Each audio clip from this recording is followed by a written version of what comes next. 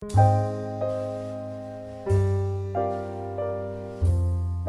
buka dulu pertama, kenapa saya berada di sini dan kenapa saya mau menjadi bagian dari teman Ahok. Terus terang saya, sosok Ahok itu sosok yang sangat mengagumkan buat saya dan mempunyai kesan tersendiri buat saya. Karena buat saya memimpin Jakarta, memimpin satu orang di Jakarta itu bagaikan memimpin 5 orang di daerah. Kenapa? Di Jakarta ini kan kota yang perkumpulan banyak sekali orang dari beragam daerah di sini. Jadi untuk memimpin Jakarta pasti tidak semudah orang memimpin di daerah. Dan Pak Ahok itu bisa menjadi pemimpin yang sangat tegas. Mungkin orang pada bilang ini kadang belak-belakannya suka agak ngagetin, tapi emang buat saya Jakarta harus dipimpin dengan orang seperti Pak Ahok gitu. Jadi saya sangat kagum, keluarga saya pun merasakan efek langsungnya semenjak kepemimpinan Pak Ahok. Salah satunya dulu pernah di rumah ibu saya di Pondok Jaya itu banjir sampai sedada. Adik saya cuma SMS, Pak Ahok kita di Pondok Jaya banjir, belum ada bantuan. Dijawab oke, kami akan ke sana, dan sekitar 2 jam kemudian datang.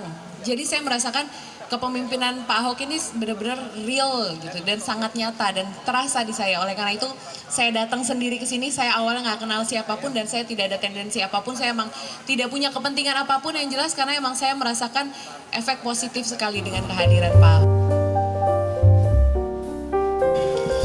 Assalamualaikum warahmatullahi wabarakatuh. Saya ini bukan warga Jakarta ya. Jadi saya ini sebenarnya tidak ada gunanya ada di sini. KTP saya juga tidak bisa dipakai sama teman-teman. Tapi saya tuh pengagumnya Ahok, fansnya Ahok. Karena dan saya lihat bahwa teman-teman gerakannya teman-teman Ahok di sini, itu saya jadi tertarik untuk datang gabung di sini. Sebenarnya saya tuh dalam misi studi banding. Karena saya melihat bahwa Ahok ini adalah sosok pemimpin yang bagus. Dia tidak hanya kalau saya lihat itu pemimpin di daerah-daerah ini, ya, saya cerita sedikit ya. Pemimpin di daerah-daerah itu suka menghias-hias kotanya mereka. Suka memberikan bangunan-bangunan fisik biar wajah kotanya kelihatan bagus. Memang wajah kotanya kelihatan bagus, tapi isi dalamnya itu kita tidak tahu ada beres atau tidak. Ini kayak orang yang wajahnya dirias-rias make up tapi sifatnya tidak bagus. Iya. Dan Ahok itu dia tidak hanya perbaiki wajah kotanya, tapi sifat-sifatnya dulu. Dia perangi korupsi, dia perbaiki sistemnya. Ini yang bikin saya tertarik dengan Ahok. Dia tidak mau cuma basa-basi kasih lihat, oh ini ada pembangunan ini, ada pembangunan itu, ada pembangunan ini. Padahal sebenarnya sistemnya juga tidak betul. Nah inilah, saya lihat sosok pemimpin yang luar biasa. Makanya saya datang gabung dengan teman. Ya sebelumnya saya juga agak kaget diundang ke sini karena katanya dari tulisan saya di Twitter, dan saya juga sebetulnya bukan pengguna sosial media yang aktif ya, karena saya gaptek ya, cuman dibuatin sama staff saya saja. Biasanya saya akan nulis kalau saya ngeliat di TV itu ada sesuatu yang nggak benar menurut saya gitu, menurut batin saya, jadi udah pasti benar gitu loh.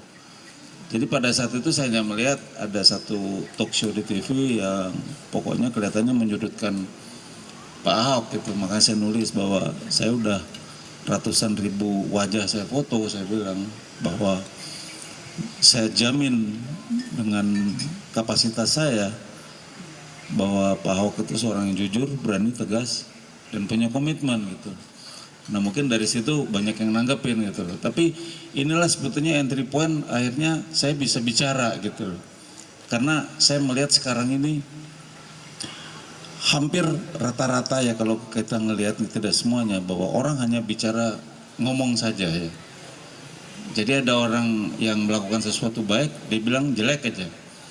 Karena ada istilah, itulah STTM ya, syirik tanda tak mampu gitu. Jadi saya ngelihat dari Pak Ahok, dari sejak semula waktu beliau sama Pak Jokowi, memang punya komitmen luar biasa ya. Karena Pak Jokowi kasih kebijakan yang rabas Pak Ahok. Ini kan suatu keberanian luar biasa. Kita nggak usah tanyalah mana bagian yang sudah terrealisasi. Saya rasa anak kecil juga udah tahu ya. Saya nggak usah sebutin itu, tapi udah kelihatan bukti nyata. Tapi ada satu hal, bahwa ada satu kendala. Kita ini memerlukan beliau untuk terus berjuang, untuk memakmurkan, untuk mensejahterakan, untuk membuat Jakarta lebih maju.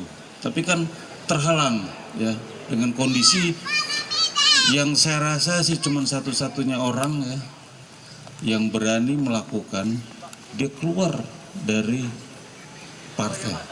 Bukan dia tidak berkomitmen menurut saya, tapi justru dia berkomitmen sama masyarakat, itu yang luar biasa. Dan inilah yang saya hargai dan harus kita hargai beliau ini. Ya. Karena begini, tanpa bantuan partai saya rasa sulit. Tapi ada satu terobosan yang memang akan dilakukan beliau, bahwa dia minta backup dari masyarakat. Nah ini saatnya kita harus membackup beliau, harus membackup Pak Ahok, karena sekarang ini kita melihat ya bahwa orang melakukan kebaikan aja masih dicaci maki, ya. Nggak usah kita ngomong panjang lebar, didebatkan lah mengenai apa yang dilakukan dia. Tapi dari kasat mata saja, kalau kita melihat dengan batin kita, itu udah sesuatu yang tidak benar. Apa yang dilakukan dia benar, dibilang orang nggak benar. Dan saya rasa adik-adik semua generasi muda ini udah tahu lah saya rasa ya. Jadi tapi kebanyakan karena pengaruh, atau kalau istilah di Bandung, seorang Bandung ya, suntik anjing ya. Jadi apa sih namanya istilah kok suntik anjing itu? Dipengaruhi gitulah ya. Apa istilah yang ininya. Nah akhirnya orang akan berpikir bahwa Pak Ahok nggak baik atau segala macam. Tapi kalau kita menggunakan nurani kita ya, kita udah melihat sekali bahwa Pak Ahok tuh memang punya tujuan yang sangat luar biasa. Dengan keberanian dia keluar dari partai. Artinya apa? Karena sekarang ini kita pun tahu semuanya. Kalau kita diusung, bukan, saya juga nggak suka politik sih sebetulnya. Selalu kita punya utang budi kan. Akhirnya dia nggak pernah bisa berpikir lagi untuk masyarakat. Sedangkan Pak Ahok ini, dia betul-betul 100% dia akan lakukan ini untuk masyarakat. Dan kita harus backup ini. Saya rasa seperti itu. Terima kasih.